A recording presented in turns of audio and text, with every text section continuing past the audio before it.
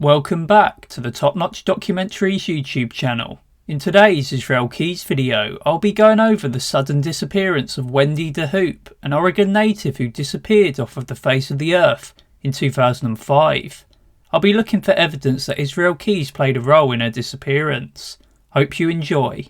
Wendy DeHoop was last seen along Green Acres Road around 7 AM on April the 22nd of 2005 by her husband Dan. Wendy had dropped Dan off at his workplace at the Home Depot in Eugene, Oregon, and was then heading to her own workplace at Georgia Pacific in Hawsey, Oregon, which is roughly 20 miles north of Eugene. Wendy never arrived to her workplace and was soon reported missing by her boss and her friend, whom was referred to as her boyfriend. I'm not sure how accurate that is, but either way I haven't found anything that directly incriminates either him or her husband in her disappearance. It would be 6 days after her strange disappearance that a man walking his dog would stumble upon Wendy's purse in Eugene and turn it over to a buy mart there. And 10 days following her disappearance on May 2nd of 2005, the same dog walker would take police to Wendy's abandoned car along Loran Highway in South Eugene.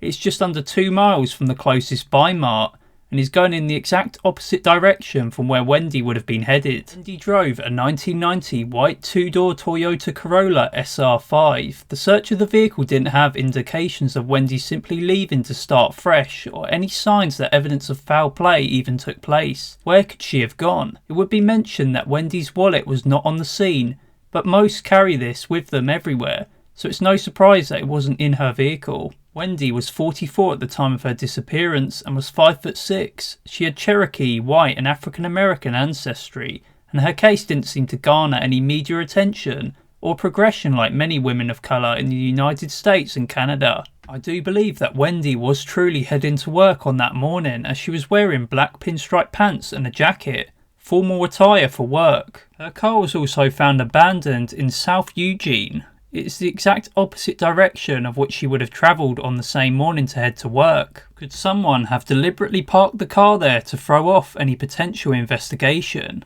I haven't read anything about the dog walker being connected to the case, and I would assume that he stumbled upon the purse and car close by, but believe that the car was unrelated. On turning over the purse at the closest store, the Buy Mart, he returned to the area days later to walk his dog again. Car still stationary. He became concerned and took police to the exact spot. Since then, there have been no new updates on the disappearance of Wendy DeHoop.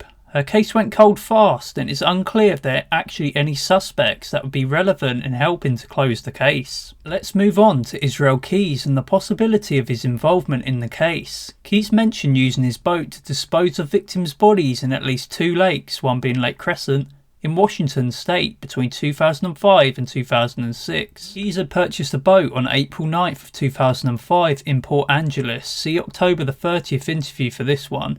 And blood evidence from his boat would express the likelihood that a victim had been taken on the boat in late April. Wendy DeHoop had vanished on a Friday, and Keys often left near bay for long weekends to scout different areas and search for victims, keeping his timeline window tight as a means to divert any perceived involvement in a crime. There isn't any record which suggests the exact location of Keys at the time that Wendy vanished, but there are some similarities between Eugene, Oregon and places where Keys had committed crimes. Home Depot is always coming up in his crimes. Keys parked in Home Depot on the Samantha Koenig abduction, and Keys used a Home Depot parking lot in June 2011. The cities where victims resided are similar in that they are near to Home Depots, convenient travel routes and rivers. And just a side note here, the Curriers lived in Essex, Vermont, which is right next to the city of Burlington. Wendy DeHoop was last seen near to a Home Depot and a river. And sure, most American cities feature a Home Depot, easy access travel routes and rivers, but Keys would have felt comfortable and familiar with these types of locations, and I imagine that he had picked these as abduction sites because of these 3 factors. Keys also didn't discriminate when it came to dating women of colour, so it seems reasonable that he wouldn't discriminate when it came to selecting victims of other skin complexions.